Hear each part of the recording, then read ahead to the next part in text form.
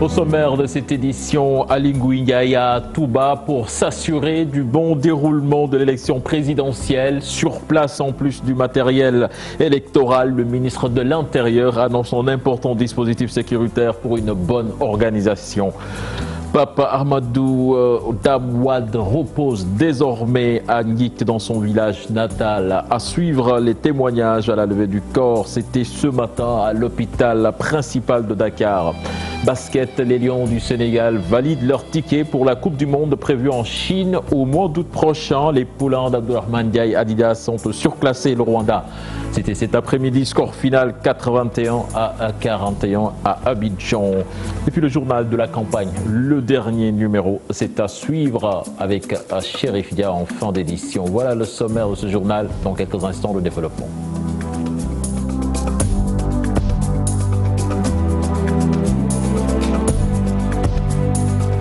Bienvenue à toutes et à tous. Visite du ministre de l'Intérieur à Touba. Aly Ngouille Ndiaye était venu vérifier la mise en place du matériel électoral.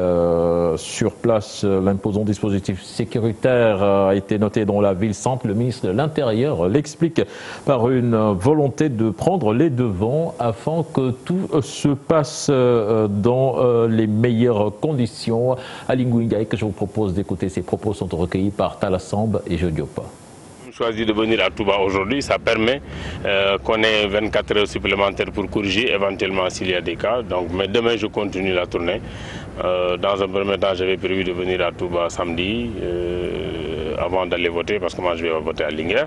Et finalement, j'ai dit je viens, ça me donne au moins 24 heures éventuellement s'il y a lieu de faire des corrections. Nous retenons également les leçons des dernières élections. C'est pourquoi nous avons mis suffisamment de force ici au niveau de Touba. Mais le problème, ce n'est pas d'avoir uniquement suffisamment de force, mais c'est également une organisation. Et là aussi, il faut que les gens le comprennent. Vraiment, quand on vient dans un bureau de vote, c'est pour voter. Donc nous allons inviter, et nous avons déjà demandé au sous-préfet de prendre toutes les dispositions pour que ne viennent dans les bureaux de vote que ceux qui votent, ou à la limite ceux qui sont mandataires, ou à la limite la presse avec exhibition de leurs documents prouvant qu'ils sont là pour ça. Mais sinon, tous ceux qui ne votent pas dans un bureau n'ont rien à faire ici. Et je pense que ça, c'est d'abord la première chose à faire. Le reste, c'est les dispositions sécuritaires. La police a reçu des instructions et je pense que tout sera bien appliqué. Normalement, quand les gens viennent, votent et partent. À propos de cette présidentielle, dans un communiqué rendu public, Maître Abdoulaye Wade informe qu'il ne votera pas ce 24 février 2019. Il demande par ailleurs aux militants du PDS de faire de même. Son combat, le report du scrutin prévu ce dimanche, renouvelé dans cette déclaration parcourue par Maïmouna Ndiaye. Maître Abdoulaye Wade rompt le silence. Le secrétaire général national du PDS déclare qu'il ne participera pas à la présidentielle du 24 février 2019.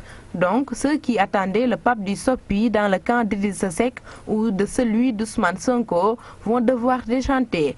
Qualifiant cette élection de mascarade, Wade dénonce la modification de la Constitution par le président sortant Macky Sall. S'ajoute à cela l'emprisonnement et l'exil de certains leaders politiques. Il ne s'arrête pas là concernant le processus électoral. Maître Wade le conçoit comme une opération machiavélique. Pour lui, l'élection est gagnée d'avance. Il justifie son style d'opposition et regrette le fait que les citoyens ne puissent comprendre sa démarche sur les options qu'il propose. L'ancien chef d'État poursuit et fustige les violations des droits et libertés. Il soutient également qu'il est temps d'entreprendre de larges consultations pour une élection transparente. Maïmouna Ndiaye, la question des droits humains préoccupe la société civile. Fatou Diagne Senghor veut qu'elle soit prise en compte dans les programmes des candidats à la présidentielle. Et elle faisait face à la presse ce matin avec des représentants des différents candidats. Fatou Diagne Senghor, que je vous propose d'écouter. Ses propos sont recueillis par Cheikh Tidiane Cissé et Ababacar Camara. Ont ébauché la question des droits humains de manière assez générale dans leur programme, pas de manière très spécifique au niveau de la liberté de l'expression. Les questions pointues d'accès à l'information n'ont pas été vraiment élaborées. Et donc cette rencontre a été vraiment un moment fort pour quelque sorte aussi identifier les gaps. Et ce qu'on a noté, un certain nombre d'engagements par rapport à l'ouverture, de s'ouvrir pour échanger davantage avec les uns et les autres.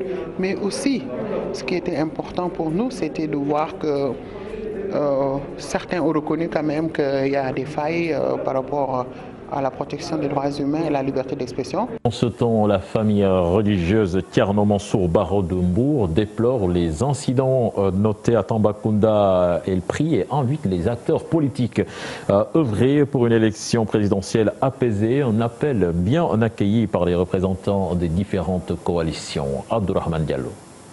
À moins de 72 heures de l'élection présidentielle, la grande famille religieuse de Mbour appelle à la non-violence. Nous, les familles religieuses, on ne va pas croiser les bras. Donc on va continuer les prières, mais aussi demander aux populations d'éviter certains comportements. Nous sommes tous des Sénégalais et si on détruit quelque chose ici, nous serons les perdants. Et personne ne va développer ce pays à notre place. Donc on appelle tout le monde à la retenue, mais aussi œuvrer pour des élections apaisées. Un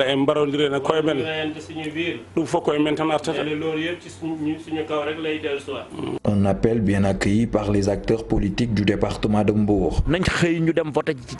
On demande à tout le monde d'aller voter tranquillement et de rentrer. On souhaite que le meilleur gagne. De toute façon, celui qui sera élu restera le président de tous les Sénégalais. Donc on doit être unis. Après les élections, la vie continue. Les responsables de la coalition Benno Bokk Yakaar aussi disent être dans les dispositions du respect de l'appel à la paix. Nous avons fait le travail. Le travail qu'il fallait faire, le travail de proximité, a été fait. Maintenant, ce qu'il faut faire, c'est être présent le jour du vote, être très vigilant pour que tout le monde aille voter, et puis le faire dans le calme, dans la paix. Le Sénégal est un tout indivisible. Nous sommes tous des parents au-delà des appartenances politiques. La famille de Thierno Mansour Baro de Mbour prie une fois de plus pour des élections apaisées. Et puis rénovée il y a plus d'un an, la place de la Nation, ex-obélisque, est devenue un lieu attractif. Des personnes de tous âges y vont pour visiter ou se changer les idées. Par contre, certains s'interrogent tout de même sur sa gestion. Reportage signé Alioune Gueye et Ababakar Kamara. De la verdure un peu partout. Des bancs installés à chaque coin. Ce nouveau visage radieux de la place de la Nation attire beaucoup de visiteurs. Parfois, je viens dans cet espace parce que ici c'est plus calme, c'est plus paisible aussi. Parce que vu la nature ici, je crois que bien, l'ICAD aussi, il y a un peu de bruit. Et aussi, nous sommes logés ici à face, donc nous sommes obligés de venir ici pour apprendre nos leçons parfois. Oui, la rénovation, c'est bien, c'est bien. Vous savez, Dakar, c'est ce qui nous manque. Il n'y a pas assez d'espace. Toutefois, ces citoyens dénoncent le manque de civisme et la mauvaise gestion de l'espace. Parfois, il y a les gens qui marchent sur les gazons là, je crois que ça, c'est pas bien. La gestion, c'est acquis. Bon, des fois, on dit que c'est le ministère qui gère, des fois, on dit que c'est la mairie. Bon, on ne sait pas entre le ministère et la mairie qui est-ce qui gère cet espace-là. Parce qu'on a vu, il y a des terrains de football, il y avait des espaces même de musculation, il y avait pas mal d'autres choses à faire. Mais jusqu'à présent, on ne parvient même pas à utiliser le terrain de football. Les enfants aussi sont oubliés dans la rénovation. Ce que je déplore, c'est qu'ici, il n'y a pas tellement de... L'espace de jeu est là, mais il n'y a pas assez de jouets pour les enfants. Même ce jouet-là, ce balançoire, c'est moi qui l'ai fait. Aménagé il y a plus d'un an, la place de la Nation ex-obélisque est un lieu d'attraction. Cependant, la non-fonctionnalité de certaines infrastructures pousse certains citoyens à s'interroger sur sa gestion. Et vous l'annoncez dans les titres de cette édition, la levée du corps du journaliste Papa Ahmadou Dame Wade. C'était ce matin à l'hôpital principal de Dakar. Beaucoup de monde présent pour rendre un vibrant hommage à cet homme qualifié d'affable et de discret. Reportage signé sur place Fatou Bintou Kanté et Pape Sangone Baya. Le fondateur du magazine Réussir, Pape Ahmadou Dame Wade, n'est plus. Il a tiré sa révérence ce mercredi des suites d'une longue maladie. Tous les témoignages restent unanimes sur sa personne, un homme discret et affable, un grand journaliste. L'exemplarité de sa démarche qui a toujours été bâti sur la nécessité de faire connaître aux citoyens la place du secteur privé, la place des entreprises, mais aussi une information économique de premier choix.